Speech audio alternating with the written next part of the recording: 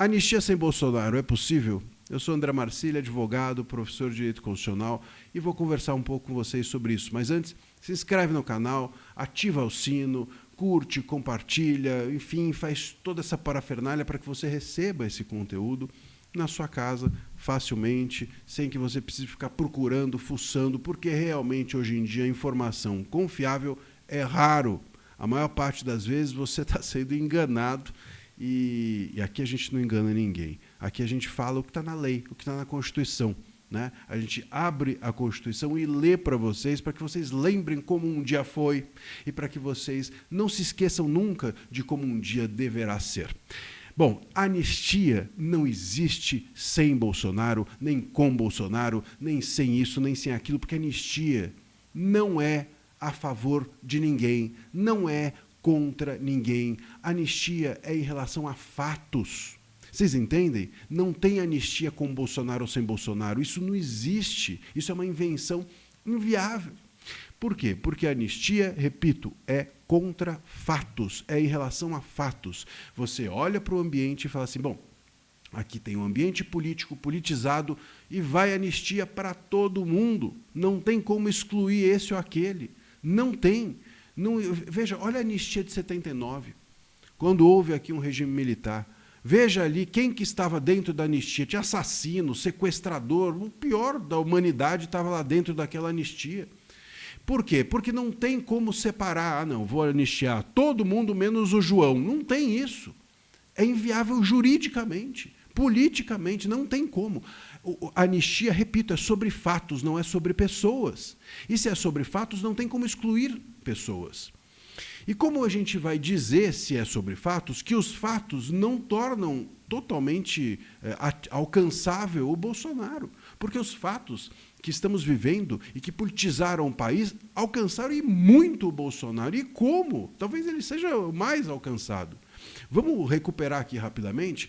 Bom, esse processo do golpe todo mundo está vendo. Mais político que isso, o Moraes, um dos advogados chegou a dizer, inclusive, que o Moraes fez 350 perguntas aos réus e o Gonê fez 50. O Gonê é estagiário do Moraes nesse processo. A peça que o Moraes leu, o relatório que o Moraes leu, é uma peça de acusação. O Gonê ficou sem o que dizer depois.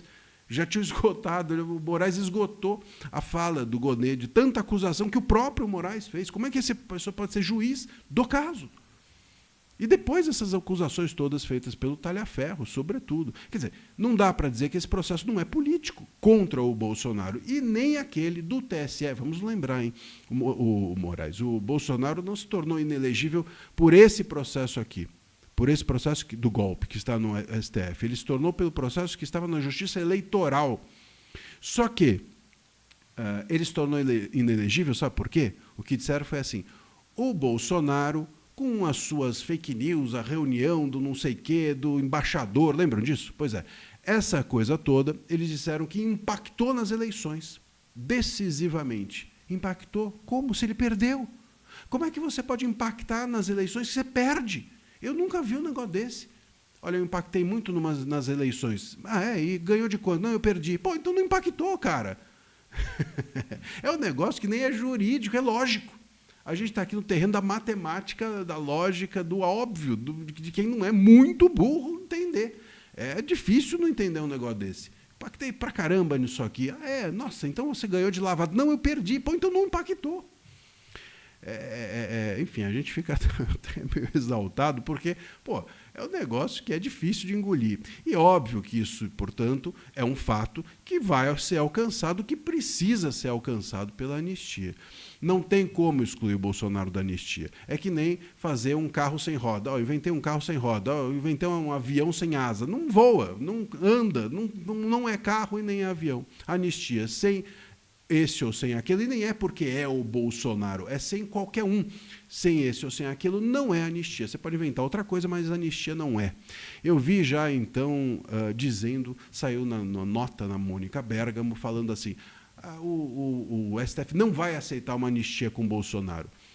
Eu acho até que a Mônica Bergamo, quando eu fui o primeiro advogado dos inquéritos das fake news, no caso da revista Cruzoé, Eu soube que a censura Cruzoé, que é aquela capa famosa, o amigo do amigo de meu pai, eu soube que a censura tinha sido levantada, tinha sido encerrada contra a revista pela Mônica Bergamo, não pelo Diário Oficial. Então, eles publicam primeiro na Mônica Bergamo do que no Diário Oficial. E aqui também, eles dão recados, infelizmente, pela imprensa. Eu acho que a Mônica Bergamo talvez pudesse ser nomeada para os Correios, já que está com problema ali de entrega-carta, não entrega-carta, ela tem sido uma boa intermediária. Quem sabe ela não pode ser nomeada aos Correios, porque é impressionante. A gente começa de novo a debater a anistia, no dia seguinte sai uma nota lá na coluna dela dizendo que os ministros não vão aceitar a anistia com o Bolsonaro. Então, assim, os ministros já estão tirando as suas manguinhas de fora e o Hugo Mota, claro, quer o quê? Quer acolher o STF, porque ele é servil ao STF, ele é uma espécie de funcionário. O Mota está ali para represar a vontade do parlamento e para obedecer à vontade do STF. Ele está nessa posição. Ele coloca a mão assim para o parlamentar e deixa o ouvido aberto para o STF. É disso que se trata o Mota. Então ele já está ouvindo ali, querendo então criar esse monstrengo que é uma anistia sem Bolsonaro. Não existe, está errado, não pode, não deve ser assim. E não faz sentido que seja. Não haverá pacificação alguma. A anistia não é apenas para diminuir pena, é para pacificar o país. Não há pacificação do país enquanto o Bolsonaro e o bolsonarismo, sobretudo o bolsonarismo, for uma ideologia vista pelo Estado como criminosa. Enquanto a direita for vista como criminosa, não haverá pacificação nesse país, porque não tem como pacificar um país que acredita que só quem é de esquerda, que só quem está ali pertencendo a uma elite intelectual pode se candidatar, pode se eleger. Isso é, aliás, essa elite intelectual que acha que o extremismo do Bolsonaro é um negócio que causa repulsa nessa elite de esquerda, essa elite de esquerda é a mesma que fica aplaudindo o Lula quando o Lula mostra que é do povo, não sabe falar e erra isso, aquilo. Quer dizer, é incrível, né? A hipocrisia, inclusive, das pessoas. Enquanto o bolsonarismo não for algo que não é visto como criminoso dentro desse país, não haverá pacificação.